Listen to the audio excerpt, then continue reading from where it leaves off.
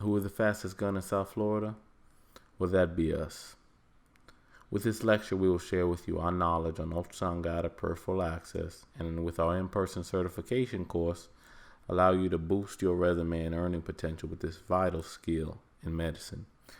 My name is Adriano Andrade Vicente, MD, my partner Nicholas Rosendi, MD, and this is ultrasound-guided peripheral access. The objective of this course is to list the preparatory steps, review the 3 major techniques, and review the 10 most common mistakes of ultrasound-guided peripheral access. The preparatory steps are, from the point of view of the ultrasound machine, make sure you have a linear probe and gel, a tegaderm probe cover on the probe. Change the machine to the vascular setting, change the depth to 2 centimeters, and increase the gain as needed.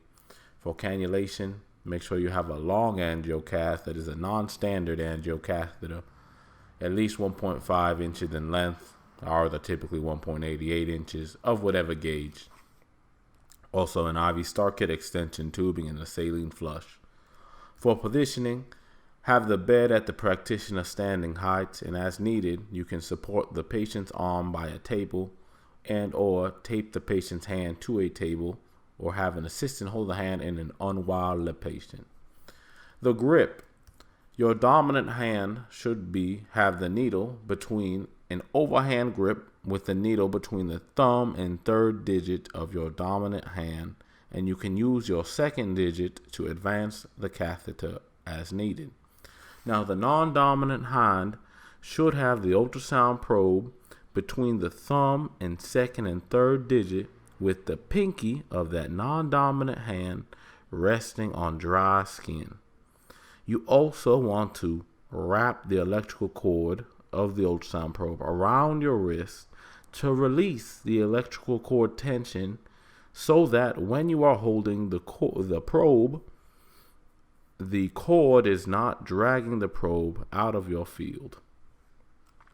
Finally, you want to confirm the orientation of your probe with the ultrasound viewport by touching the left side of the probe to the skin of the patient, and ensuring that the indicator on the probe matches the side of the indicator on the screen.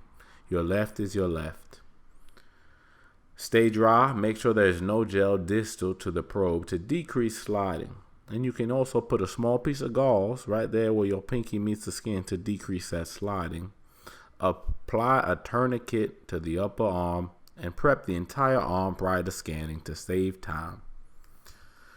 The final preparatory steps are to apply a tegaderm to the ultrasound probe, apply a tourniquet to the patient extremity, chloroprep the entire extremity, scan and identify a nice straight target vessel, clean off any gel behind your ultrasound probe, cannulate the vessel, attach primed extension tubing with a pre-attached flush it, and secure it using a tegaderm or whatever tape you have available. Now, I told you I would discuss with you 3 techniques, and that is the sniper technique, the vanishing bright spot technique, and the nailed seesaw technique. Okay? You use the sniper technique when you have a deep structure greater than 1 centimeter of depth, and it is great for areas of limited mobility, such as up in the neck or up in the groin.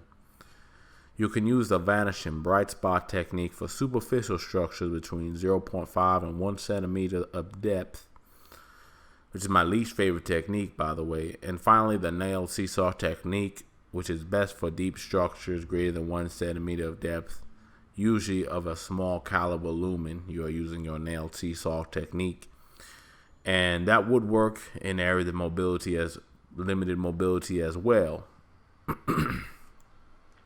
I just want to make a note here, folks. We're going to be talking about bullseye signs here today. A true bullseye sign is a bright spot within an anechoic structure, and you have blood filling your canister. Okay? Let us continue. The first technique is the sniper technique. The critical aspect of this technique is that the probe and the skin angle is 15 degrees. The needle skin angle is 45 degrees, and the needle probe angle is 60 degrees. what is going to happen, folks, is this. You are going to center your vessel with the ultrasound probe while maintaining a 15-degree probe skin angle. The next step is you are going to puncture the skin, as shown here. Now at this point, you should have an unclear bright spot, as shown here, and needle shadowing. That is going to give you your trajectory. Now, if your trajectory is appropriate and you are seeing that if you continue the way you are going, you will hit that vessel, you continue to advance that needle until you start to see vessel wall tenting. That is the wall of the vessel going inward, and that is your needle pushing on the wall of the vessel. You may not see a bright spot on this technique, but you will see the ramifications of your needle being someplace under the skin. If you see this vessel wall tenting, continue to advance the needle with a puncture type stab until you see a bright bullseye sign. That is that your needle, some part of your needle is within the vessel. And if you see blood filling your canister, then you're in the right place. The next step is to simply engage in vanishing bullseye technique. That is to keep the bright spot in the center, slide the probe away until that bright spot just disappears. That represents the needle tip. Advance the needle until the bright spot reappears, and slide the probe away until the bright spot disappears again. Advance the needle, keeping it center until the bright spot reappears again. You do that 2 or 3 times, and you can advance the catheter using the second digit of your dominant hand, or dropping the ultrasound probe and advancing the catheter using your non-dominant hand. That is the snapper technique. Our next technique is the vanishing bright spot technique. This vanishing bright spot technique, the crux of this technique is to create a 90-degree needle probe angle that will allow for a clear bright spot visualization. So in this technique,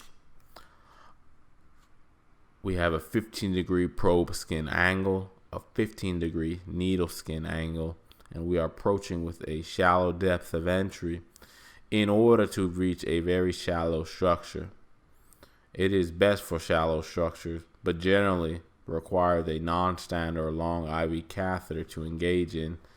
Will not work on deep structures, and you must be sure to distinguish between the needle tip and the needle shaft in order to appropriately cannulate a vessel.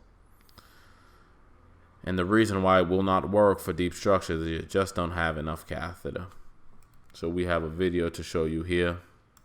This is one of 3 techniques that I, Andrade Vicente, MD, teaching an Ultrasound-guided IV certification course here in Miami, Florida. This video is just the basic technique itself. It is part of a larger lecture which has a whole complement of other equally important steps to engage in prior to engaging in this technique to ensure appropriate cannulation of a peripheral vessel. So once you've done all of your preparatory steps like optimizing the machine settings, the patient positioning, optimizing your equipment, optimizing your grip, and you've cleaned the arm, applied the tourniquet, found your target, and removed gel distal to the target, to engage in the vanishing bright spot technique for ultrasound-guided IV cannulation, the first step is to center your vessel with the ultrasound probe while maintaining a 15-degree probe to skin angle. The second step is to puncture the skin 1 centimeter away from the probe at a 15-degree needle to skin angle. This is important because then it maintains a 90-degree angle between the probe and the needle, which optimizes visualization of the bright spot on the ultrasound viewport. The third step is to look at your ultrasound screen, and there should be a bright spot somewhere on the screen. This is your needle shaft. The next step is to slide the probe away from the needle until the bright spot just disappears. This is the needle tip. We will visualize this now.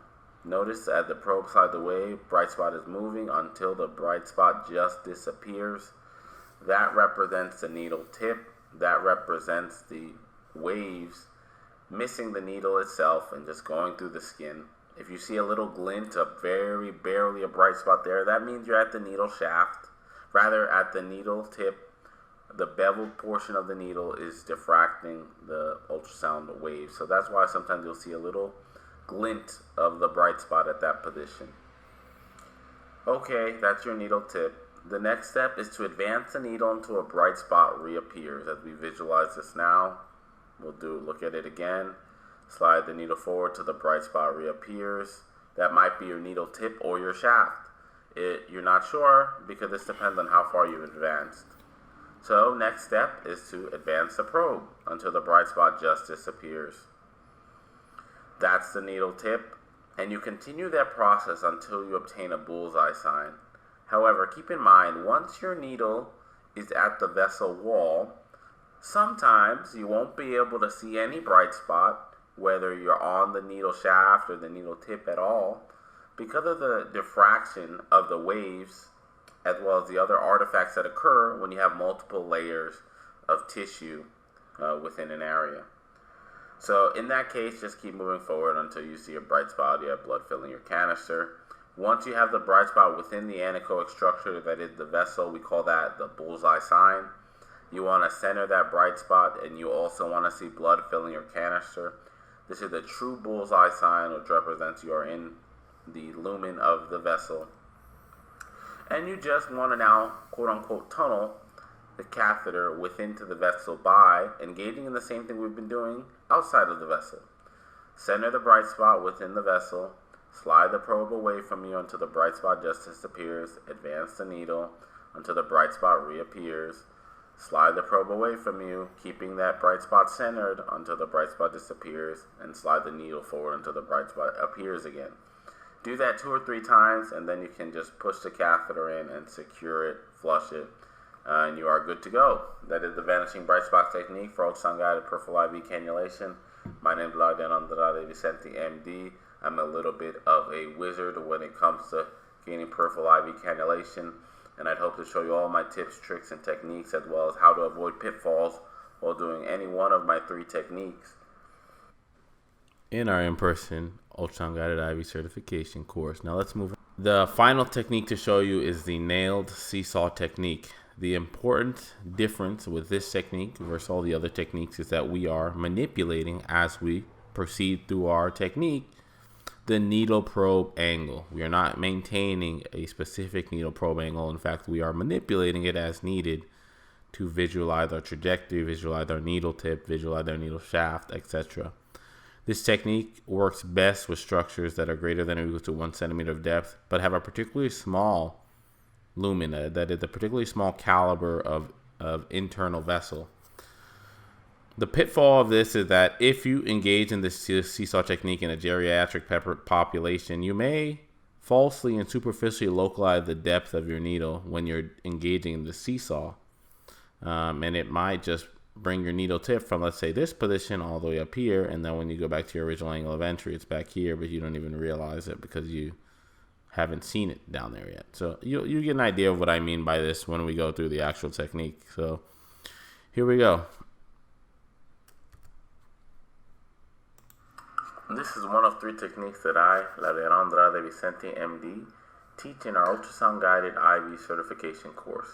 This video is just a basic technique itself, and I call it the nailed seesaw technique. Let me know in the comments if you can think of a better name, or maybe what you call it at your shop. Anyway, to do the technique, you center your vessel with the ultrasound probe while maintaining a 15-degree probe skin angle as shown here. The second step is to puncture the skin 1 centimeter from the probe at a 45-degree needle skin angle. That is our entry or forward motion angle. At this point, you should see an unclear bright spot or a shadowy trajectory of your needle, and at that point you can engage in our other technique called the sniper technique, where you essentially just keep moving forward with the needle at this angle until you get vessel wall tenting and or a bullseye sign and blood filling your canister, and then you just tunnel the catheter as usual. But for let's just say you can't, for whatever reason, see your needle, you can't see an unclear bright spot, you don't see any shadow, and you're not sure what your trajectory is. The next step is to drop your needle skin angle to 15 degrees. Now, without a shadow of a doubt, if you have your probe skin angle at 15 degrees, your needle skin angle at 15 degrees, you should see a bright spot if you are actually through the skin. Now, the next step is to advance the probe until the bright spot just disappears, and this represents the needle tip. Boom. Now you have your bright spot disappearing, that's your needle tip. Now, because our catheters are not 10 million centimeters long, we're going to have to increase our angle of needle skin back to our original angle of entry in order to reach our very deep target. So now we can no longer see a bright spot, but we know where the bright spot was and we know where the bright spot ended, so we can use that information to inform our trajectory and know that our trajectory is correct and move the needle forward until we see vessel wall tenting, ultimately a bright spot that represents the bullseye sign and blood filling our canister. Here we go.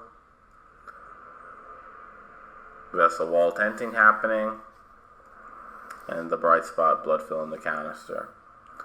Now, once again, just like any other technique we use, once we get bright spot, a bullseye sign, and blood filling our canister, we just want to tunnel the catheter, make sure we can easily push our catheter in. But just going through cycles of vanishing, bullseye sign, where we advance the probe until the bright spot within the vessel disappears, keeping it centered, pushing the needle forward until the bright spot reappears, sliding the probe away from us until the bright spot disappears, again keeping it centered, sliding the needle forward, and then pushing the catheter in. Now, let's just say you're in another scenario where you've pushed through the skin and you're pretty far away from your target vessel, but you see like a shadow trajectory, you see an unclear bright spot, but you're far away, and there's an artery next to it, or there's a nerve bundle next to it, and you don't want to hit anything but your target. What you can do is do the nailed seesaw technique again, where you drop your needle skin angle to 15 degrees, advance the probe until the bright spot disappears, increase your needle skin angle back to 45 degrees, the original angle of entry, just knowing where the bright spot had just disappeared, you know what your trajectory is, and now you're super close, hopefully, to your target vessel. You can drop your needle angle again and see where you are now that you advanced a little bit. Now you're even closer. Now at this point you can go back to your original angle of entry after making your bright spot disappear and just puncture the skin puncture the vessel as per usual, using your vessel tenting as your guide, and then ultimately the bullseye sign and blood filling your canister. That is the nailed seesaw technique. It's sort of a rescue technique when you've engaged in the sniper technique and it has failed. I hope you enjoyed this short video as well as the rest of the lecture, and I hope you can join us for our in-person certification course. Thank you, everyone. This is Laureano Andrade Vicente, MD. Have a good one. Okay, by way of review, our three major techniques are the sniper technique, where we make sure we have a probe skin angle of 15 degrees, a needle skin angle of 45 degrees. We go bevel up 1 centimeter back from the probe, puncture the skin at 45 degrees, confirm the trajectory with our needle shadowing on the ultrasound screen, continue until we see vessel wall tenting, ultimately a true bullseye sign, blood fill in the canister, tunnel the catheter, and secure. The vanishing bright spot technique utilizes the same probe skin angle, but a different needle skin angle, that is the needle skin angle generally of 15 degrees with the needle bevel up facing the sky. You clearly puncture the skin.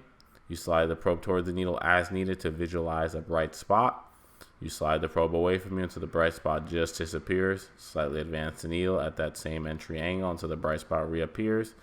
And you keep repeating that until you get a true bullseye sign at the target vessel and tunnel. Finally, our nailed seesaw technique is a sort of rescue technique when the sniper technique has failed. You clearly puncture the skin at a 45-degree angle. If you get your trajectory, that's good. Use the sniper technique. If not, you can flatten your needle skin angle down to 15 degrees. Identify a bright spot. Slide the probe away from you until the bright spot just disappears. Revert back to your original angle of entry of 45 degrees needle skin and then slightly advance the needle.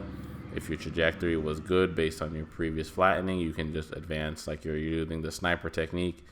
If not, you can advance a little bit, flatten out your needle again to 15 degrees needle skin, see where you are now, advance the probe until the needle just disappears, and revert back to your original angle of entry until you feel appropriately trajected to hit your vessel, and just advance the needle until you see vessel wall tenting, true bullseye sign, blood filling your canister, tunnel, and you're good.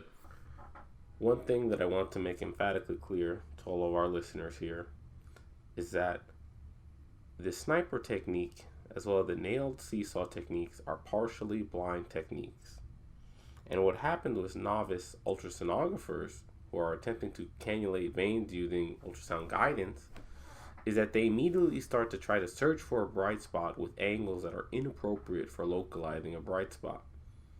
If you want to see a bright spot for whatever reason, for example, you're switching from sniper technique to nailed seesaw, or you're engaging in vanishing bright spot technique, you need to create this 90-degree needle probe angle. And the only way that you can do that appropriately is having a 15-degree fan of the probe to the skin and a 15-degree needle skin angle. But of course, for certain structures, you cannot maintain that angle throughout the entirety of the procedure, and you'll have to adapt to the nailed seesaw technique when you engage in a 90-degree needle probe angle. Now let's go through the most common mistakes that people make in ultrasound-guided peripheral IV cannulation and why things fail. The most common mistake is the poor setup. The practitioner assumes this will be an easy ultrasound-guided IV cannulation and does not optimize their setup.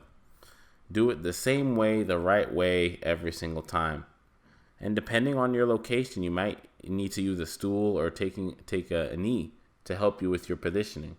So what's the setup, right? It's the ultrasound machine, 2 centimeter depth, increase the gain, make sure you're on the vascular access setting, make sure that you are putting the bed to the practitioner's appropriate height, using an arm board if needed. You make sure you tape the hand if needed. Make sure that you clean off the gel behind your probe before starting to cannulate the vessel. Make sure that you use your pinky to stabilize. Make sure that you wrap the cord around your non-dominant hand. Okay, all these things are critical. Mistake number 2 is not puncturing the skin. The practitioner is aware that backwalling a vessel, that is hitting the back wall of a vessel, decreases successful cannulation, and in their overcaution, they fail to puncture the skin. That is the pitfall. How to fix it? You need to know how long your needle is and visually how long 0.5 centimeters is on your catheter. And you should push this much catheter in every time on initial entry to be able to visualize a bright spot or trajectory on the screen. That's the fix. Knowing how long your needle is so you can know how much you've put in once you think you've punctured the skin enough. And again, you want to clearly and definitively puncture the skin. You want to feel a pop through the skin. Mistake number 3 is superficial tracking. The pitfall of the practitioner see the bright spot at an extremely low or superficial needle skin angle and engages in the vanishing bright spot technique, running out a catheter way before ever reaching their target vessel. What's the fix?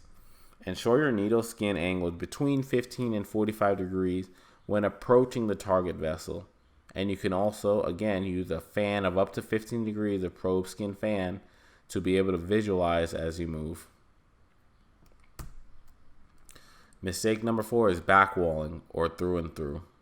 Backwalling is hitting the back wall of the vessel as demonstrated here, and through is going through the vessel at the front end of the vessel, but also going through the back end of the vessel. So the pitfall, the practitioner sees the bright spot within the vessel lumen and assumes it is the needle tip when it is truly the needle shaft. Because you can have a bullseye sign and you can even have blood that had filled the canister. But then if you go and push through the back wall of the vessel, you'll have blood potentially still filling the canister if the beveled part of the needle is still in partial of the lumen. But when you go to push in your catheter, guess where it's going to go? Whoop! Right outside of the vessel, and it's not going to work. What's the fix? You need to locate the needle tip by distal sliding until the bright spot disappears, and that represents the needle tip. Don't just think because you have a bullseye sign that the bullseye represents the needle tip. The needle tip is when the bright spot just disappears. But there's a fix to this, guys. If you think you backwall the vessel, or you think you're through and through, or you can see you're through and through on the ultrasound, what you need to do is slowly retract the needle until the bright spot just disappears within the vessel lumen. That is, your bullseye spot just disappears. And then you can tunnel the catheter using the vanishing bullseye sign. Mistake number 5, the hyperfan of the probe. The pitfall: the practitioner is aware that of the bright spot visualization requiem of probe needle angle of 90 degrees and attempts to reach this angle by hyperfanning, causing a loss of image clarity. And that loss of image clarity is due to air that is in between now the probe and the skin, and ultrasound waves missing deeper structures. The fix is to do not exceed a 15-degree probe skin fan, and use lower needle skin angles as needed, or use that partially blind approach that is the nailed seesaw approach. Mistake number 6, overcompression leads to the vein collapsing. That is the mistake. You are putting the probe, too much compression on the probe, and the vein collapses. So the fix is use the non-dominant pinky to stabilize hold of the probe. And you can use an excess amount of gel to float the probe on top of the skin without actually touching the skin. As you can see here, the skin, here's a massive amount of gel, and here's the probe. The waves will still be able to go through the skin this way. Mistake number 7, slow venipuncture. Vein puncture. Use slow, weak pressure when you are outside of a target vessel and the vessel rolls out of the way. This typically happens in an older population that do not have a well-formed extracellular matrix, and your needle just goes right past the vein. The vein just moves out of the way. So the pitfall is that the practitioner is at the target vessel and slowly attempts to cannulate the vessel, leading to vessel rolling, where the vein is pushed around in the extracellular space as opposed to being cannulated. Now the fix is to use a controlled but rapid stab puncture to cannulate a vessel. And you may find that using an initial low angle puncture when you're right outside of the vessel, so right outside of the vessel here, instead of going like this to puncture through the vein, in a rolling vein it is typically advantageous to attempt to burrow yourself into the outer wall of the vein with a low angle rapid stab, followed by a high angle stab puncture to cannulate the vein and get yourself into that vein. You may also choose a vein with more venial branches, which gives it a more stable position within the extracellular fluid space. Mistake number 8, a low venipuncture angle. The pitfall is that the bright spot is at or outside the target vessel wall, but the practitioner continues to approach with a very low needle skin angle using the vanishing bright spot technique, either tracking outside of the vessel or tracking through the wall of the vessel. The fix is that once you see your bright spot and you recognize that you move the probe until the bright spot disappears, then you think your needle tip is right outside the vessel wall, increase the needle skin angle to 30 to 45 degrees and puncture using a rapid but controlled stab technique. Puncture. And that will generally cause the bright spot, that will generally cause you to cannulate the vessel. But keep in mind that when you're within the vessel wall, sometimes you cannot see a bright spot or a bright spot disappearing. That's just the different diffraction of light and other artifacts that happen with several layers of tissue. Mistake number 9 is assuming flash equals luminal cannulation, that is, inside the actual hole of the vessel. The pitfall that the practitioner sees a blood flash into his catheter or a pseudo bullseye sign, that is a bullseye without canister filling, and falsely assumes that complete luminal cannulation has occurred. The practitioner then lowers their needle skin angle, cutting the needle bevel into the intraluminal tissue and creating a false intramural tissue rather, and creating a false lumen, basically just pushing through all this vessel wall layers. Because think about it, guys. You can have the part of the bevel within the lumen, but the whole bevel is not within the lumen. So then when you flatten out, you may very well just start cutting into the layers of the vessel wall. So the fix is to increase your needle skin angle for venipuncture using a rapid but controlled stab. And then you want to check for bullseye sign, canister filling, and then free mobility of the needle in the lumen on ultrasound. All can help you confirm that you are actually within the lumen. Then you can tunnel the catheter using Vanishing bullseye sign. Mistake number 10. Having too large of a catheter lumen to vein lumen ratio, or CVR. So think about this, guys. You put a catheter within a vein and you're able to flush it easy. It goes in easy, right? But anytime you withdraw, you can't get anything back. You can't get your blood back. You can't send the labs, nothing. The thing that's happening is that when it's resting and you're flushing, you're creating pressure within the vein and it's pushing on the walls of the vessel. But when you're withdrawing, you're creating a vacuum, and because the vessel walls are so close to the catheter lumen, anytime you create a vacuum, the walls of the vessel get suctioned and no blood flow can get through it. What's the fix?